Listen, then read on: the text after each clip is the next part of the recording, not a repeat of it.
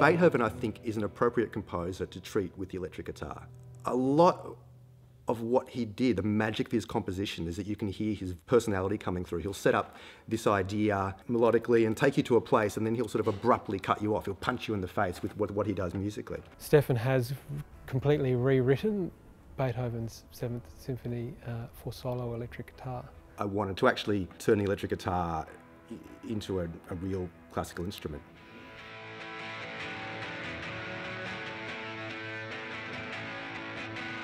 Stefan chose the 7th because he really liked its melodic forms, and it's also, interestingly enough, sometimes referred to as the Symphony of the Dance. We are working with 4 really beautiful dancers, physical theatre performers.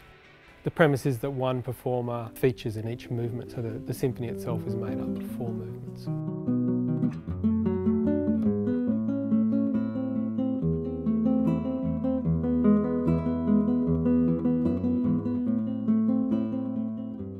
There's about 1,000 times as many notes in this as there is in playing your average rock gig. I mean, there's a lot more technically challenging.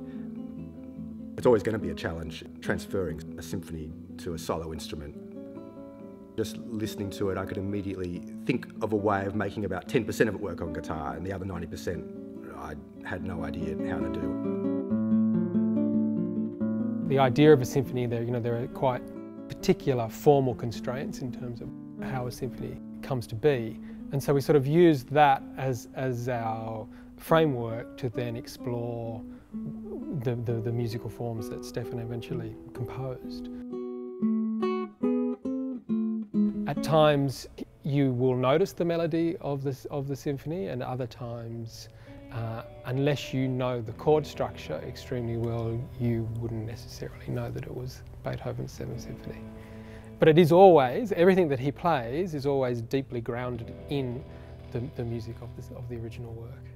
Sometimes I will just take a single part from the orchestration and just play that part. For instance, the second movement I just sort of take with this violin accompaniment. Very beautiful accompaniment, and that works very well when you put on the guitar, and that it actually spells out the rest of the piece. That's all you really have to play.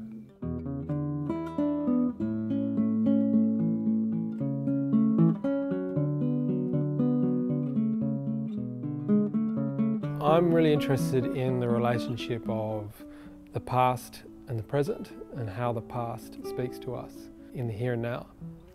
In terms of what we're doing with Legs on the Wall, I'm much more interested in what happens when you apply a contemporary sensibility to those original forms.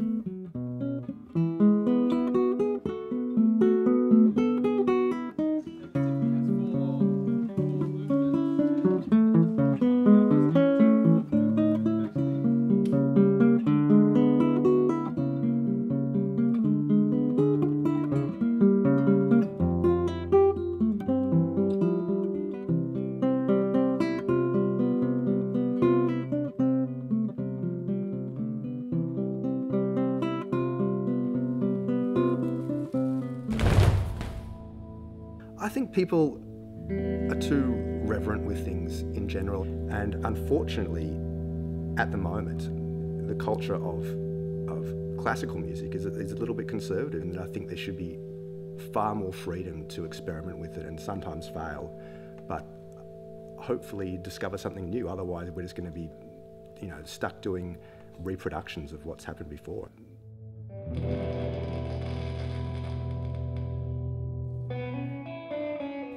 So that's what we're interested in, is actually looking at how the past and the present talk to each other, and what happens when the present takes something that has a really strong cultural foundation, such as a Beethoven symphony, and you put it through the filter of a contemporary mind and a contemporary musician and contemporary performers. Each of the performers tells a story in the course of the show. They're all apparently quite disconnected, but if you think about them for a little bit, you'll see that there's a relationship in terms of who we are in relation to the society that we live in.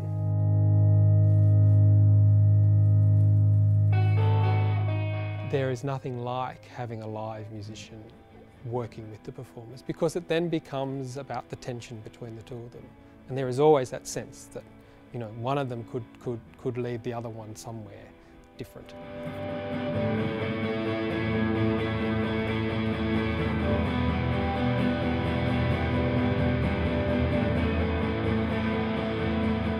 I think it's always difficult when you know a piece very well and we're used to hearing it in a certain way to hear it in a different way. Everything is born of the symphony.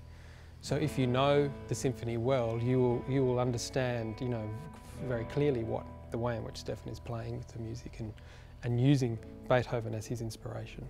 I'm sure if Beethoven was alive today, he would compose things for the electric guitar. I mean, I think all composers love to use the instrument of their time.